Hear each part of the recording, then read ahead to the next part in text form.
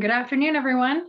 Thank you for joining us today for our webinar on greening the transportation technology solutions for Canada. My name is Jennifer Fox. I am Senior Director, Transportation, Infrastructure and Regulatory Policy with the Canadian Chamber of Commerce, and I'm pleased to welcome you all to our webinar today. We have a very exciting discussion and three very esteemed panelists joining us today. But before we turn it over to them for an introduction, just wanted to cover off some quick administrative items for everyone. All of your lines are muted. This webinar is being recorded, and a recording will be provided to you at the conclusion of the webinar. We're using Slido for the questions today. So if you want to head to slido.com, SLIDO.com, using your computer or your laptop or your smartphone or any device you have, the meeting code is 392669. That's 392669. Enter the meeting code and you can ask your questions that way. If you see a question that you like in particular, you can actually like the question, which will bump it up on our priority list and make sure that we get that question asked first when we get to that portion of our webinar. So without further ado, I'm going to turn it over to our panelists to introduce themselves. I'm pleased to welcome Bruno Cacciola, VP, the New Fleet Program, Via Rail Canada, Arthur Nicolette, the CEO, Transdev North America, and Nicholas Picard, Vice President, Marketing and Strategic Partnerships, Ballard Power Systems. Bruno, I could ask you to do a brief introduction. That would be super. Thank you. Absolutely. Thank you, Jennifer, and thank you for the opportunity to be here today. As you said, my name is Bruno Cacciola, and I joined Via Rail as Vice President for the New Corridor Fleet Program just over a year ago. Previously, I spent most of my career in the aerospace industry with CAE and different engineering management roles, product management and strategy, etc. And just prior to joining Via Rail, I was Vice President with Bombardier Transportation, responsible for the entire global metro product line. It is here really that I got to learn about and appreciate the positive impact that rail travel can have on the environment, as well on the daily lives of all commuters. And getting that global perspective was truly educational and exciting for me. It's an industry where you can learn about and leverage advancements in technology really on a global scale. Many opportunities to apply that global perspective in terms of what we're doing here at Via Rail, in terms of contributing to the passenger experience, contributing to a greener environment. I'm sure you're aware the history of railway is intimately tied to Canada's history. Intercity passenger transportation by rail really had its beginnings back in 1886 with the first passenger voyage, if you will, from Montreal to British Columbia. But it was only in 1977, nearly a century ago, or a century later, I should say, that Via Rail was born out of a federal government initiative. Suffice to say, trains have been connecting Canadian communities and contributing to our economic development for a long time. At Via Rail, more than ever, we're looking ahead to the future. In that respect, we've launched a modernization program that focuses on our services that will redefine Via Rail travel and rail travel for all passengers through several projects. Including a brand new reservation system, new state-of-the-art train sets for the corridor, and our high-frequency rail project. Just some examples. Our passengers are really at the heart of our mission. Our vision is to offer a smarter way to move people. In this context, accessibility for all passengers is a top priority for us. We're also very much focused on making continuous progress on implementing cleaner technologies and contributing to a greener environment. I'm pleased to be here today and provide some insight on how we're doing just that with our corridor fleet replacement program. At more than $1 billion, it's an historic investment for Via Rail. With 32 brand new train sets for our Quebec City to Windsor corridor, well, we'll be transforming the passenger experience and make a significant step to a greener environment as well. Substantial first step in our larger modernization program. Our objective is to make rail travel an integral part of our end-to-end journey for all commuters and travelers. Many benefits, more efficient travel, increased productivity on the go, improved accessibility, better integration for intermodal passenger travel. So real significant contribution to a reduction in carbon footprint within the environment as well. Those are just some of the key points I'd like to talk about today as part of this panel. So happy to be here and looking forward to the discussion. Thank you, Bruno. Appreciate those opening remarks. If I could now turn it over to Arthur Nicolette to introduce yourself. Yeah, thanks, Mara. I spent nearly 20 years in public transportation. And I remember 20 years ago, the discussion around environmental, transition, it was more like linked to, particle filters and to the treatment of all used in our depot. So time is changing everything, and I'm glad to be here. I'm very happy to join the conference, and I would like to thank the Canadian Chamber of Commerce for this event, of course. Transdev is a worldwide public transit operator, and we have more than 40,000 vehicles running in 17 countries. So it's a huge fleet. And we have nearly 2,000 electric buses. So it's key. It's at the heart of the energy transition, and I'm really glad to have the opportunity to speak today about it. Here in Canada, we have the largest electric school fleet also for private operator, and that could be interesting also in our debate. Thanks much. Thank you so much, Arthur. If I could now turn it over to Nicholas Picard to introduce yourself. Hello, good morning, everyone. Good afternoon. I'm very happy to be a part of this webinar. So Nicholas Picard, I'm the Vice President of Marketing at Ballard Power Systems. And I have been, Ballard, just to start with, is the Canadian company based out of Vancouver, British Columbia.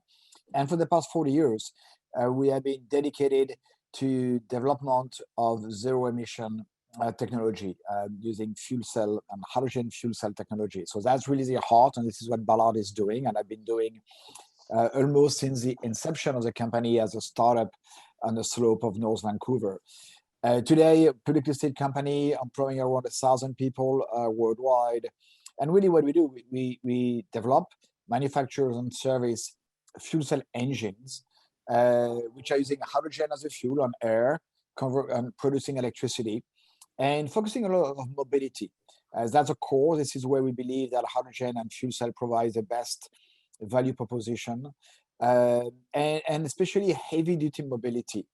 This is, and what we mean by heavy duty mobility is mainly bus, trucks, rail, marine segment, where you need a lot of energy, vehicle operating over a long period of times, and therefore, maybe the power density and the weight and the size of a battery might not be suitable for those applications compared to a personal vehicle or lighter vehicle. And when we believe that the vehicle has to be used for many hours over long routes and need a lot of energy, that's really where hydrogen will complement battery electric solution or even work together, because maybe a misconception is hydrogen is fuel cell vehicles are before all electric vehicles, as they're exactly like a battery electric vehicle. The only difference is you use hydrogen as the energy storage rather than using the battery, but then the fuel cell is going to generate electricity on board of your vehicle, and it's going to be feeding to your electric drivetrain.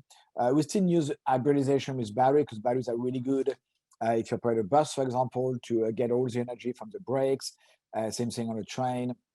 And so basically, it's a technology which enable the more rapid adoption of zero emission mobility in sectors which sometimes are more difficult to electrify because of the challenges of operation. And so that's really what we do at Ballard. We're focusing on that sector and bringing this new zero emission technology to market. And I'm very proud to have been a Canadian company and one of the world leader in that field for the past 40 years. That's great. Thanks, Nicholas. I feel like you've already answered our first question, but I don't want to, I certainly don't want to deprive you of the opportunity to answer the question again. So forgive the repetition, but I'll move to the first question. for the panelists. And if we could just follow the same order, just for the purposes of keeping things kind of neat and clean and making sure we get to all the questions in time. I'll start with you, Bruno. Can you talk a bit about some of the new technology that you're implementing or considering implementing, and the impact of this new tech on your sector? And this is specifically in regards to Canada's desire to move to zero carbon footprint by 2020, and the new technology that can help us get there, whether incrementally or whatever the case may be. So I'll turn it over to you, and then we'll move to Arthur and then Nicholas. Thank you. Yeah, so absolutely, Jennifer. I take for granted that everyone's aware that at Via Rail we're in the midst of a new transformation in terms of 32 brand new train sets for our corridor route that runs from Quebec City to Windsor. And with our new fleet, we're really putting in place the fundamentals of our roadmap towards the greening of Canada's transportation network. Our new trains are equipped with clean diesel technology engines. Our engines meet Tier 4 EPA standards, provide 10% reduction in CO2 emissions compared to previous standards. So significant contribution to reducing greenhouse effects and global warming due to CO2 emissions.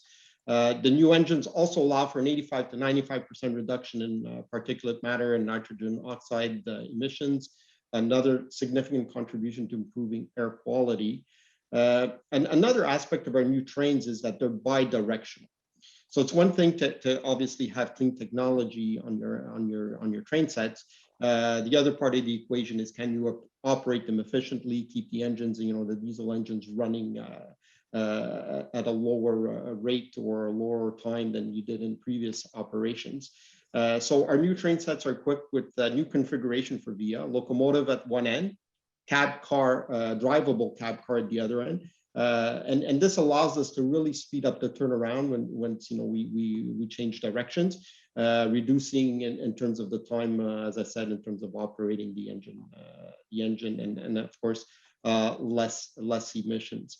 Now, another very important, and I talked about our roadmap, right? Really, this is our first step. Another very important feature of our train sets is that we make sure we procure train sets that are capable of conversion to be fully electric or operate on a fully electrified network in the future, or in dual mode in case where we only have partial electrification. The trains are really a bigger part of the ecosystem. We look at our train sets, but while we're introducing this new fleet, we're obviously looking at everything that goes around it as well. Our maintenance centers, for example, we're looking at how we can make our maintenance facilities, our new maintenance facilities, LEED standards. We're also adopting continuous maintenance approaches for the train sets. So, the goal here is really to keep them at top peak performance and to make sure that the emission controls that I talked about are in place. One interesting, fact, if you will, just recently in the International Energy Agency's 2019 analysis of the future of rail, rail is one of the most energy efficient modes of transportation for passengers and freight. The rail industry carries 8% of the world's passengers, 7% of the global freight when it comes to transport, but really only accounts for 2% of the total amount of transport energy demand.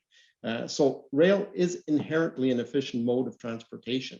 If you look at our own operation in 2019, for example, we contributed to a reduction of 289 kilotons of carbon emissions just by avoiding travel by car. So a shift to greater use of rail and a greater use of clean technology can certainly reduce that further. That's great. Thanks, Bruno. I appreciate those comments. Arthur, over to you. Same question. If you'd like, I can repeat it. Yeah, no, that's fine. Thanks much. Of course, Transdev is involved in all kind of technology, but I would like to talk more about Canada. Of course, we are investing in electric school bus fleet because the technology and production respond to our needs. Today, we need a range of less than 200 kilometers, so that's enough for us for routes. And because, of course, because we have a strong support from the provincial and federal government as well. So for us, it's a sustainable, strategy. So far, we have invested in more than 31 vehicles, which represent a major electric fleet across Canada and save around 4,100 tons CO2 per year. So it's great. But of course, school electric bus is not the only way to move to a mobility electrification. There is also a light rail train project, and there are plenty of this kind of projects in Canada. Transdev operates 24 LRT globally, but in Canada, we are currently engaged in the Ontario project, and which will save several thousand tons of CO2 per year. So it's also a great project, to consider. Of course, all this innovation require to use data calculation matrix, in order to optimize the charging strategy. It's really key for us in order, to understand the long-term behavior of the electric buses, especially the seasonality of the energy consumption. And it's everything, and I will talk maybe more during the following question, but there is a question also of the grid, the capacity, the maximum consumption, and it's really key in this transition and as regard the technology. That's great. Thank you so much. Nicholas, over to you. Yes, that's a great question.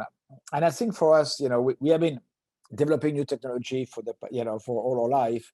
But I think what we are working on today, what is really keeping us, awake at night and focusing on all our engineering effort is on cost reduction. I think if we want fuel cell to be a part of the decarbonization of transportation, we need to, we have done drastic change in cost reduction efforts already from where the technology was just 10 years ago and to where we are today. I think the cost of technology have been really, really reduced a lot, but we need to go further. And that's really what we are working on at Ballard, to make sure that fuel cell engines are affordable and then can be used by bus or rail operator, for example, as a substitute to diesel engines. And I think that's a challenge of our industry, but we have I think we have a good line of sight. We believe that yes, by the end of the decade, a fuel cell powered truck or bus will offer a lower total cost of ownership than a diesel equivalent or a battery equivalent. When it comes to electrifying rail operation, studies have been done in Europe and some part of the world where it showed that halogen enabled first to electrify one train at a time. It doesn't need to have the catenary infrastructure, which are very, very expensive. And we start to see now some countries exploring or deploying actually fuel cell powered trains. So I think for us in terms of technology, I think fuel cell works. It has proven to be working. We have over 75 million kilometers on the road in the existing fleet of bus and trucks we have. We have probably around 3,500 bus and trucks in operation, powered by Ballard technology in North America, Europe, and China. So it's working every day. You have cities where people and goods are moved with fuel cell electric vehicle. So now, as I mentioned, we are working on optimizing, industrializing the product. So we're going to go from making tens, hundred of engine to thousand to tens of thousand, and that's what will enable us to drive down the cost. And if you compare it to also battery, what is very interesting is that a fuel cell is a manufactured product. It's an engine. It's made of parts, aluminum and carbon, and it has very limited amount of commodities, unlike a battery. So the cost of a fuel cell is not linked to a cost of a commodity, which might change based on geopolitical consideration, but it's only driven by manufacturing at scale. And if you look, all of us, have seen a diesel engine. It's quite complex. It's a very complex piece of machinery operating at a very high temperature.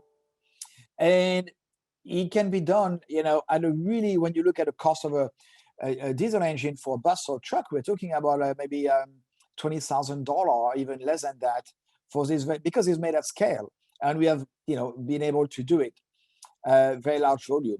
A fuel cell engine is much more simple, much less parts.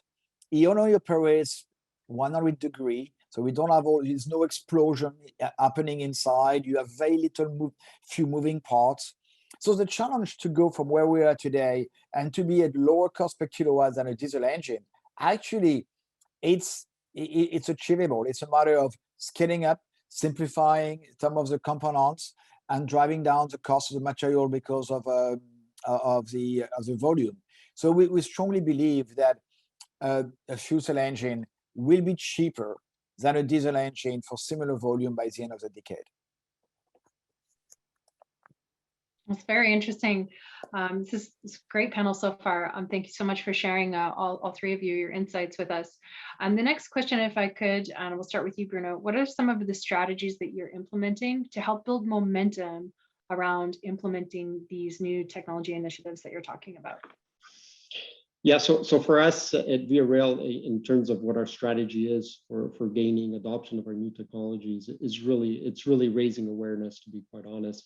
I mean, there's a lot we can say about the many features and characteristics of our new fleets technology.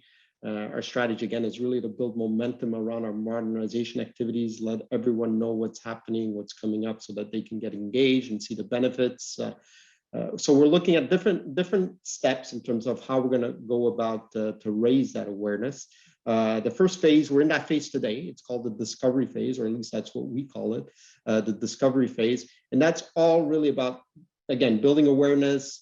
We're putting 32 brand new train sets into our network, really kind of regain that memory, that collective memory of this procurement, this acquisition that we made for these 32 brand new train sets. Second phase is going to happen towards the end of this year, and it's going to start getting exciting. At the end of this year, we're going to be receiving our first train set. We'll put that through our winter test program, so plenty of opportunities to really showcase the technologies that come with our new train sets and the benefits of those technologies, obviously. The following year, in 2022, it's all about the launch. Our goal is really to have our first train set into revenue service by the end of 2022. And then we enter a phase that we call, the ongoing welcome, essentially, where, between 2023 and 2024, we're going to be receiving our 32 train sets in a progressive way and putting those into revenue service. So, it's an exciting phase of the program. Up until now, it's largely been in the design procurement phases, the execution, start of production, but we'll see some real activity happening in terms of physical trains and the next year. Great, thank you so much, Bruno. Arthur? For Transdev, I believe the big challenge is financing, especially because, of course, we are a private company. We know that when we building, new infrastructure cost 30% more.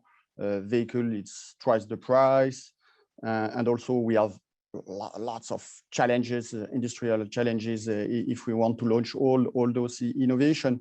So we need to ensure that all stakeholders are on the same page and define, stable rules and environment. It's key if we want to invest, especially in private sector. We need, visibility, and it's key.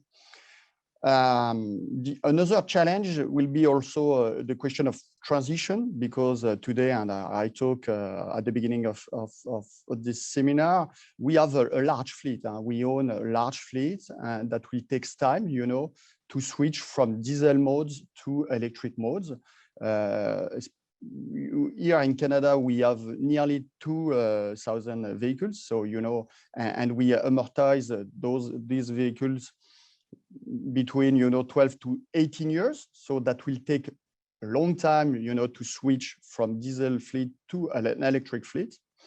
And I will say also, in addition to that, the production is still a small percentage of the global production. So even if we want to switch tomorrow all the fleet, we can't. So it's key also to consider that the production capacity and to have, again, a long-term strategy.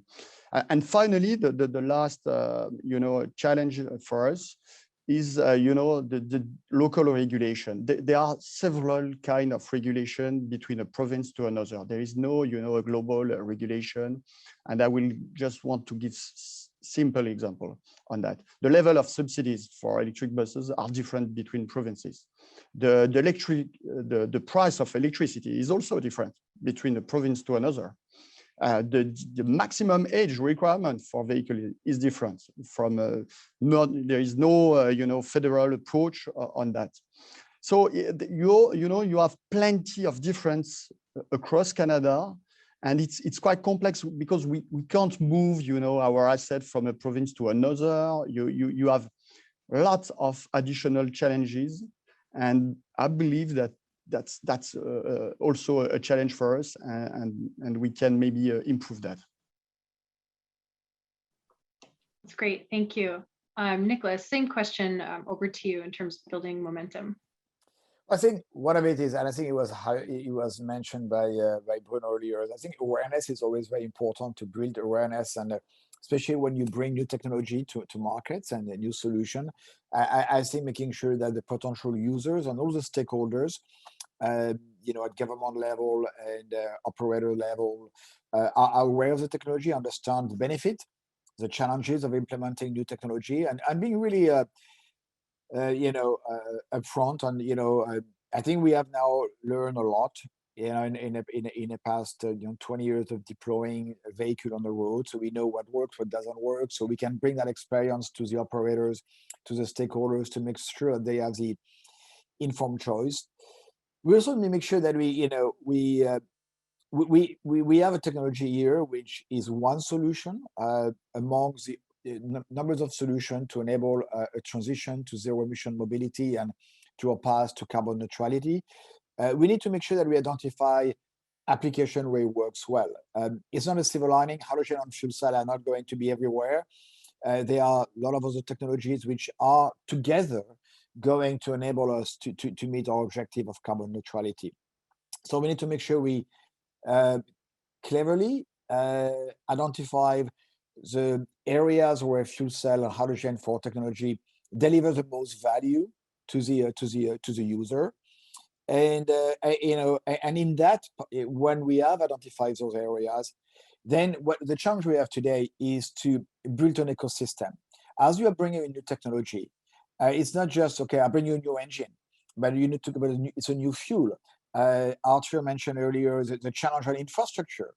So all of those elements needs to be answered and bring a solution to the customer, to the operator. Because not only you need to say, okay, well, you can change your bus and have a fuel cell bus or have a fuel cell train, but where I'm going to get the fuel? What is the maintenance required? What is the lifetime? Those vehicles operate. The bus, it was mentioned, 14 to 18 years. A train, we're talking about 30 years and over. How do we ensure that those new technology are going to meet the operational requirement?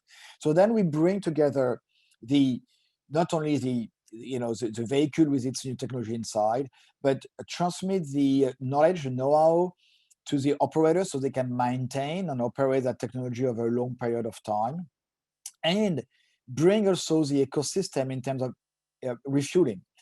It's a new fuel we're having. Electricity or hydrogen require a new infrastructure.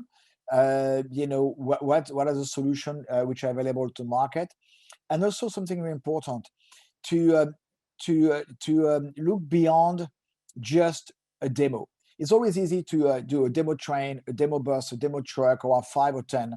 You can always, manage it, engineer the bespoke solution to make it work. But what is important is how we're going to do it at scale. How we're going to have a full depot of 100 bus, all zero emission. Same thing for train depot line operating with all those zero emission vehicle or trains. And the challenge can be very different and daunting when you need suddenly a lot of energy delivered at a depot in order to recharge, refuel those vehicles. So I think we need to look at, not a short-sighted to demo project, but look at how a choice of technology will enable implementation at a fleet level, because we're only going to hit our target of zero emission and decarbonization if we do it as a fleet. Demo product is great. We learn from that. It's important. It's a necessary steps in order to deploy later on. But we need to plan that what is that technology going to impact at a fleet level, at the depot level, because that's what is going to make the biggest impact on our emission. And that is something important to consider from day one, to make sure that we don't go into solution which might be a dead end, might work very well for 10 vehicle, but will not work for a fleet deployment, or will have significant challenges. So I think all those considerations is that we need a part of the awareness education that we need to do, and we need to have those very honest discussion with stakeholders. And we want, for us to people to be, I think, technology neutral. I think people needs to be open to what is the best technology and not come into a discussion, oh, it needs to be this technology. No, the goal is we want to be zero emission. And then let's work together to find what are the best solutions, which at scale, over the period of time, are going to enable that transition to zero emission. Thanks, Nicholas. Some great points. Particularly the concept of sort of reverse engineering from the goal. The goal is 2050 zero emission, and then working backwards from there. And how does it make sense incrementally to move there? Also appreciated the comments made about the lifespan of the vehicles. I think it's easy to be able to say, why can't we just flip a switch and transition over to, a more energy efficient vehicle? But you're right. Like there's the fleet level. How to get to the biggest bang for your buck, but there's also the lifespan of the vehicle. These aren't vehicles that are just on the road for a few months or a few years. These are long-term vehicles. Moving to the next question, and I know we did touch a little bit on this, but maybe we could just drill down a little further in this space. What are the biggest challenges that you're facing when dealing with provincial or federal government when implementing this technology? Maybe we could start with you, Bruno. Yeah, sure. So Via Rail is a Crown corporation, so we're obviously very dependent on the government for support. Our modernization program is an ambitious one. It's going to require a long-term commitment. So for us to be successful in terms of what our vision is, our strategy is, that long-term commitment is essential. Our new fleet, our new corridor fleet program is a pillar of that modernization program. Federal government support, quite frankly, has been very encouraging. An investment of over $1 billion in this initiative speaks for itself, and demonstrates that long-term commitment I'm talking about in terms of what we need for success. And also last year in 2020, for the first time, we received funding for a 5-year timeline, which is a first in the corporation's history. Again, really helps us to plan for the long term. More visibility over many years, the capability to really act now for the future. So for us, the transition to longer term investing in Via Rail is encouraging. However, Nicolas touched a bit on this, right? As we're planning for and implementing our new technologies as part of our modernization program, one of the challenges that we're facing is that Via Rail really only owns 3% of its infrastructure. So as Nicolas was saying, infrastructure is definitely a key piece to the puzzle. Most of the infrastructure we operate, belongs to other rail companies, mostly freight operators, and this impact or this limited access to infrastructure definitely has an impact in terms of what we can do from a technology point of view. So part of that answer is really, dedicated tracks to passenger transport, and this is exactly what we're advocating for as part of the high frequency rail project that we've put together.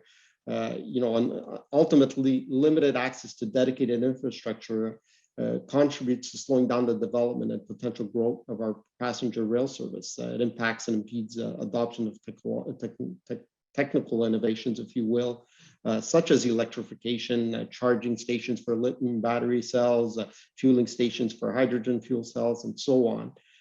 For us, infrastructure is a key component, and that's one area with our high frequency rail project that we're looking for support. Great, thank you so much, Arthur. I talk about the challenges, about financing, transition, and local regulation. And so it's why we believe that it's really important, and you talk in your question to build, a momentum around the new technology initiatives. And so it's why, Transdev have created the Living Lab. It's a global community platform gathering our clients, operational leaders, experts from more than 10 countries where we share experiences and technology initiatives for everyone's benefits. And I believe that could contribute, to solve all of our challenges. And I talk about that. We have plenty of challenges if we want to launch that. It's also for us, it's key also, to have a collaborative approach and partnership. And we are doing that with, local manufacturers such as Lyon, which is based in Quebec. And we share the technical, feedback from our operation in Canada and elsewhere also. And we get their input on the technology they work with. So I believe it's great also if we want to address all challenges. And finally, and it was already said, we need to deploy at a large scale and not a prototype scale, and it's key. It's the best proof that, and we want to address that. We have deployed more than 30 electric school bus, and it's key now that the technology is ready and how also, so we can move and try to achieve that. Okay, thank you, Arthur. Nicholas, same question. I think it's just, probably very echoing what panelists have been saying before. I think long-term commitment is important. We are not going to do that transition over a short period of time. So we need to make sure we have a vision. And I think what's very encouraging for our sector is that in December, the federal government have announced a hydrogen strategy for Canada. We have been really waiting to see that. And it was very important because he recognized that if you want to achieve carbon neutrality by 2050, hydrogen is going to be part of it. We are not going to be able to achieve those goals without hydrogen. They are very hard to abate sector that need hydrogen. We're talking earlier about a heating industry and some of the heavy duty mobility, where hydrogen will play a key role to enable that transition to zero emission and to decarbonization of those sectors. So it was a first step that the government has recognized that hydrogen is going to be needed. So now they need to be finding this long-term commitment to enable that transition. Initially, probably starting with some level of funding in order to bridge a gap between the cost of what the technology is today of a diesel engine, diesel bus to a zero emission bus. And this is coming. We have some announcements were made by Infrastructure Canada, by the Canadian Infrastructure Bank, showing that yes, we are willing to start investing, to provide financing to do that transition. It's a beginning that needs to be sustained over a long period of time. And because that's quite important. I think another element, I think we need carbon pricing is a very important element of it, because that will enable to fund and provide a stability, in terms of visibility of what revenue can be generated from switching from carbon intense vehicles to zero emission vehicle. So I think carbon pricing is very key, is a key tool to enable over a long period of time that transition. So that's a part of the long-term commitment. And I think the rest is very strong mandate. If you want to achieve zero emission decarbonization objective, we need to have mandates, zero emission vehicle mandates. We need to say, California, for example, has taken a very strong stance saying that by 2029, every single new transit bus will have to be zero emission. If you want to purchase a transit bus by 2029, it will have to be zero emission. Starting by 2023, we need to have 25% of the new bus purchased need to be zero emission. Same thing for trucks. They have decided to do the same thing on trucks. Some provinces in Canada have zero emission mandates, vehicle mandate. On light duty, in British Columbia, we have that, but not on heavy duty, where we believe this is the sector which is actually the most contribution to emission compared to the light duty sector. So I think it's a combination of those long-term policies which are going to enable that transition and support of industry like via rail and transit, having the those tools like carbon pricing which is a player equalizer between providing this, funding the gap between what today the cost of a diesel technology and a zero emission technology, and mandates. I think it's a mix, as we call, of a stick and a carrot. You need to have a mandate, because a mandate also, what it will do, very important for the industry, for the vehicle OEM, train manufacturers, bus manufacturers, truck manufacturers. If there's a mandate in place for zero emission vehicle or an emission regulation like we have in Europe, those will force the OEM to invest and bring vehicle to the market. And those investment, it's all, everybody has said, it's over a long period of time. So having those mandates unable to do the investment for the private sector to say, okay, we are going to invest, we're going to bring vehicles or emission vehicle to the road, we are going to bring solution to market, because we know that there's a mandate, there's a carbon pricing, there's all those elements which are going to support that implementation, and the investment we're making in those technology is going to be paid back because we have those mandates behind. So I think those are very, very important to ensure that we are successful in that transition. And it's not just a wishful thinking, but we actually become carbon neutral by 2050. Yeah, that's great. All really strong points, and all things that are part of the collaborative message that the Canadian Chamber works on in terms of trying to promote a move towards zero emissions and reducing our carbon footprint. I would agree with some of the comments you made about needing a regulatory mandate, but that can't be in isolation. There also needs to be support from the government in tools of funding and in tools of incentives. There needs to be investment in infrastructure to support the transition. There needs to be incentives also to help support the transition, and it has to be incremental. It can't be one fell sweep. So definitely agree with some of those comments, and thank you for that.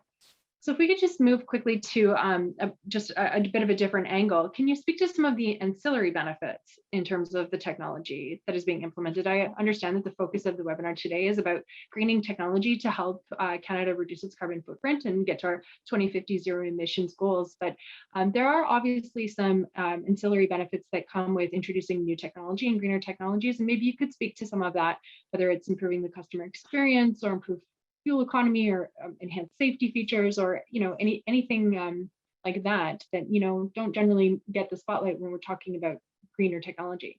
And Bruno, could we start with you on that? Yeah, for sure. I mean, for sure, technology is a real contributor to sustainability and to reduce the impact on the environment, for sure. But that only works if there's wide-scale adoption of that technology. And I think Nicolas mentioned the same point, right? I mean, you really want to have wide-scale adoption. So at Via Rail, our approach is really, for us to get that level of adoption, we really look at the entire customer journey in terms of their end-to-end experience. So for us, I think, at Via Rail, we're implementing technology beyond just, what's good in terms of reducing the carbon footprint. Accessibility is very important to us. Our new trains will exceed industry standards among accessible modes of transportation. So some of the technology, some of the features we're implementing, things as wheelchair lifts for each wheelchair accessible car on our new train sets, fully accessible washrooms, at-seat emergency and attendant call buttons, for example, Braille, the use of Braille for seat numbering as one example again. So we're really looking at how can technology assist with improving integration within the mass transit as well, right? So that we, an individual traveling can avoid having to make multiple different transportation arrangements. Another important element for us at VIA in terms of where we can leverage technology is really to address the demographics of the business traveler. For us, if we look at in 2019, almost 700,000 passengers traveled in business class. That represents about 15% of our total passenger load in the corridor. And so for us, creating a productive environment for this demographic is a top priority. Again, to encourage that adoption and ultimately get that critical mass we need so that we can make an impact on the environment. We're implementing things as high-speed, reliable data connections on board, dedicated seat pods for meetings on the go. Very important to be able to leverage, the time spent in a train while you're commuting or traveling in a productive way. So we're trying to really provide the capabilities to make that time productive. If we look at recent publication by the Toronto Region Region Board of Trade, they say that congestion costs about $6 million every year in terms of productivity. By 2031, that figure will grow to about 15 billion. So, adopting something like rail, using it productively, having the technology to do so, can definitely make an impact. So the technology is there to really make sure that we get that critical mass in terms of being able to make a real difference. That's great. Thanks, Bruno. And of those statistics, I'm sure that I was one of them on more than one occasion. I quite enjoy the business travel on via rail. Arthur, same question over to you, some of the ancillary benefits of implementing the technology. Of course, we see plenty of positive side effects to moving, the transition of electric fleet for the community. Of course, cleaner air, but it's not only, there is less noise in our vehicle and vibration for both passengers. Of course, it's obvious, but also for the citizen. When you think, in a pedestrian area in our cities or elsewhere, it's really a great improvement for everyone. So it's part of the positive effect. And because you are in current context of a pandemic and kids are more stressed than before, recent studies show that electric buses significantly reduce, the stress level for the children. It's very important, also a positive effect of electrification. So I believe it's quite interesting. Of course, electrification contributes to save operating costs. So that's also a positive effect. We can expect also, that the battery price are also coming down, which will make electric buses cheaper over the time. So we are quite confident also on the economic part. Maybe also because the autonomy range of the electric vehicles, we have to rethink the whole organization of the mode of transport. And that could lead also to, some optimization and savings. So that could be also a positive effect to launch that. And I will conclude just for, benefit to the local industry. I believe that, to launch and to move to electrification, that could open new opportunities, create new industries, local industries. And again, Lyon is one. There are other like Ballard or other in the country. And I believe it's great. It's a new opportunity for everyone, local employment. So I believe we need to work and to partner with the local industry as well. That's great. Thank you. Nicholas, same question. A very great point, Arthur. I think you're right. I think there's an economic opportunity for Canada because if you look at electric vehicle today, and I take the example of electric bus, and most of the components are made in Canada, from the drivetrain to the vehicle integration and fuel cell, So every single component. So the value creation in Canada is much higher than sometime on a classic vehicle. And so I think it's a very important consideration, an economic opportunity, especially at the time of recovery and when we want to move to zero emission, but at the same time develop some jobs. I think it was very well said, because a hydrogen vehicle is an electric vehicle, so all the advantage of the zero emissions, the noise, the air pollution, the vibration, it's all the same. And that's great, I think, for the user. If you want to help people to use a bus more often, I think having the comfort and is very important. Ridership after COVID of all public transit went down a lot and still have not recovered to pre-COVID level. So we need to find a way to bring people back to the public transit and not feel isolated in the little, safe bubble in the car. So I think this is a challenge that we'll have in a post-COVID area.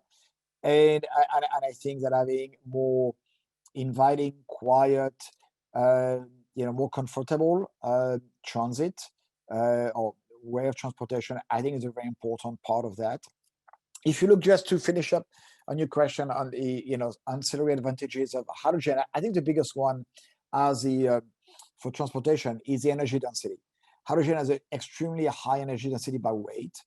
So that means like if you have a vehicle, like a train, which needs a lot of energy to move, or a bus which operates, maybe not a school bus, which can be recharged quite easily and operate on maybe a shorter routes. But if you have a transit bus or coach or interregional vehicle where you need to operate on very long, longer distance or operate from 4 in the morning and multiple shift to 11 p.m., then having a way to store a lot of energy on a vehicle without compromising the payload or the passenger load, I think is very important. And at the end, the result is a lighter vehicle. And if you look at a bus or truck, the lighter vehicle is the less energy it takes to move the vehicle, so it becomes more efficient, and also the wear and tear on the vehicle is less. So having access to energy storage, because that's what hydrogen is. Hydrogen is energy storage. It's a different way of storing energy on board of a vehicle, which is, which is a very high energy density by weight. I think for some mode of transportation is a massive advantage, even compared to liquid fuels, and that's something which is an additional benefit. Notwithstanding the fact that it can be refueled in a few minutes, so you don't have to wait for hours to your vehicle to be ready for operation again. It takes 10 minutes to refuel a fuel cell bus or fuel cell trucks, and a couple of minutes for a car. So that's quite also an important benefit for the user. That's great. Thank you so much. I do have a few more questions for you, but I don't want to deprive the audience of the opportunity for them to ask their questions as well.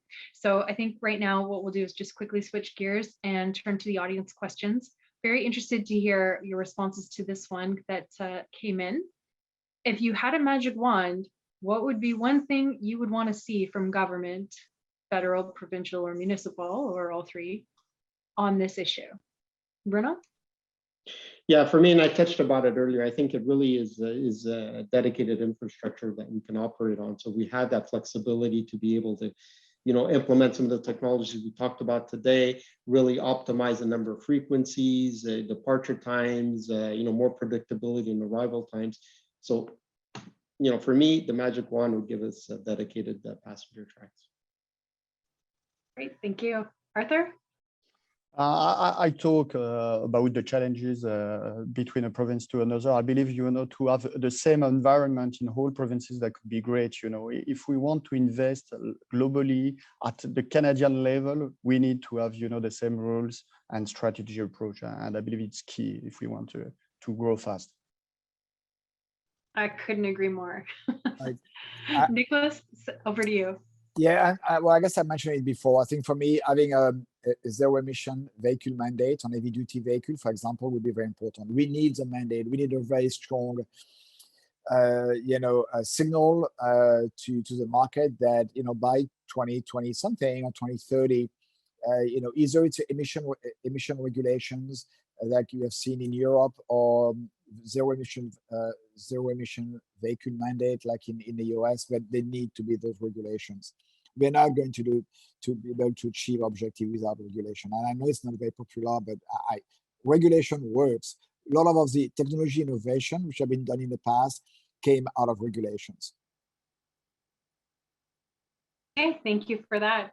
The next question I think is directed specifically to you, Nicholas. Has a comprehensive study been done that compares the overall thermodynamic footprint of hydrogen generation by SMR or electrolysis? Yes, it had been done. Actually, there was a very interesting study which was done by the Halogen Council. So if you go on the Halogen Council website, it's called the LCA, so life cycle analysis for hydrogen. And I think the question, the part of that question is, there's different ways of making hydrogen, like there's different way of making electricity. Everybody say electricity is clean, while it is as clean as the power generation behind it. In some province, electricity is very clean, like in Quebec or in British Columbia using hydropower. In some other province, if you burn coal and or natural gas, it's much less clean. And actually, there's probably more emission coming out of electricity than there are according to a diesel vehicle. Same thing for hydrogen. There's different way of making hydrogen. You can use natural gas using SMR, and it's a chemical process which convert natural gas into hydrogen. but release carbon dioxide, not very clean. It's called gray hydrogen.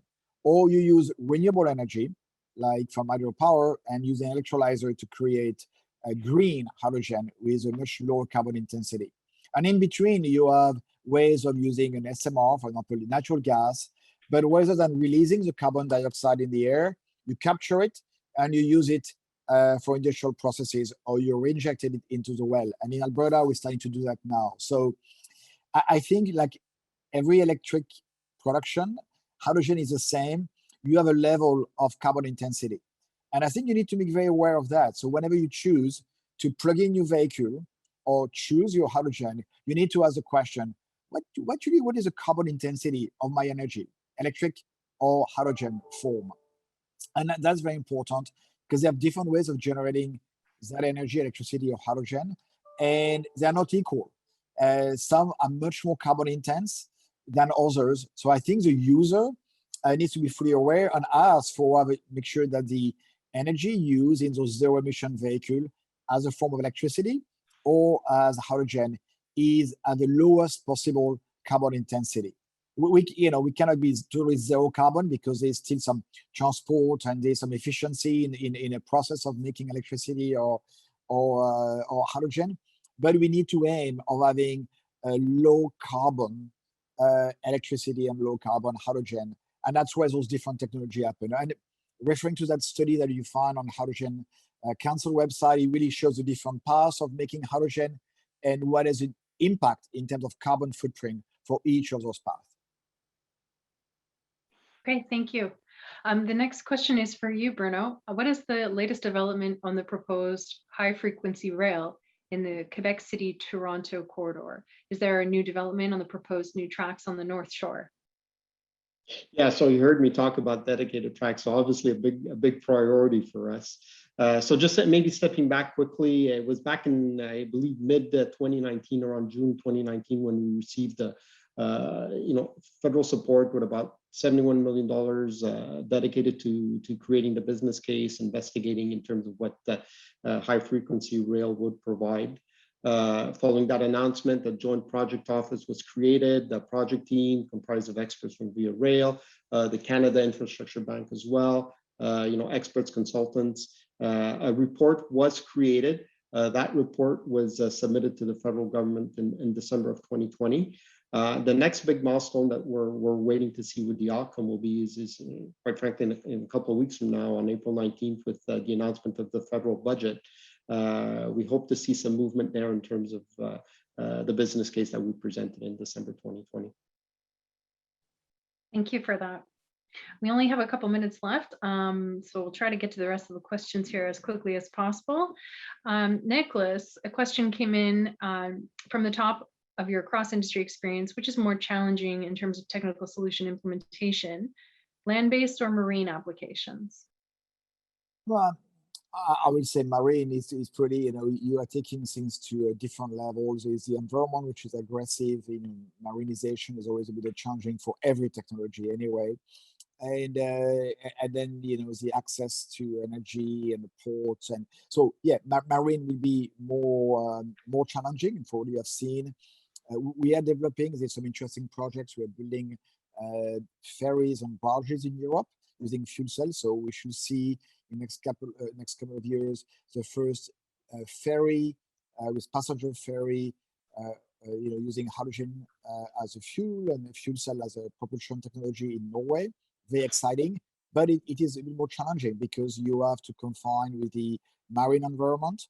Make sure the products meet the marine regulation. And marine is very actually similar to rail, a lot of regulation and a lot of compliance to have on safety. It's a very demanding environment. And then you need to make sure that you can provide the fuel at the port in the quantity which are needed.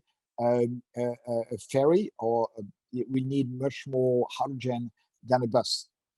Like a train, we need much more hydrogen than a bus. So we need to take that in consideration. So I would say if you want to grade a little bit, so probably the bus on truck probably is the easiest one. Then came train on marine, more challenging because of the environment and the what is it's the long life of those two vehicles. So a ship or train operate a very long period of time in some demanding environments. Okay, thank you for that. We are at the top of the hour, so I will take an opportunity to thank you, all three of you, Arthur, Bruno, Nicholas, for your insight and your thoughts today. Thank you very much for taking the time to be with us. To all of our attendees, thank you for joining us today. We are having 2 more immediately coming up in the near future on May 5th, Getting Canada Back to Work. And on June 8th, Big Data, Blockchain, and Digitization of Energy. So if you're interested in those 2 upcoming events, obviously there are more than that, but those are the next 2 upcoming events. Just head on over to our website and register. Again, a huge thanks to each one of our panelists for their time today. And we will see you all at the next webinar. Thank you very much. Have a good day, everyone, and be safe.